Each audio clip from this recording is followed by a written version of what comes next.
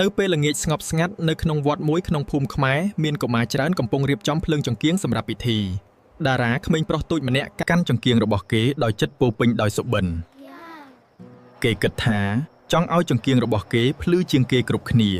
តារាចាប់ផ្ដើមបន្ថែមភ្លើងក្នុងចង្កៀងរបស់គេចង់ឲ្យវាភ្លឺខ្លាំងជាងគេប៉ុន្តែភ្លើងនោះចាប់ផ្ដើមរំញ័រនិងមិនស្ថិតស្ថេរភ្លើងដែលភ្លឺខ្លាំងមុននេះចាប់ផ្ដើមអន់ចុះតារាមានអារម្មណ៍ភ័យនិងច្របូកច្របល់គេមិនយល់ថាមានអ្វីកើតឡើងទេមុខតារាបង្ហាញការព្រួយបារម្ភភ្លើងដែលភ្លឺពេកអាចរលត់បានលឿន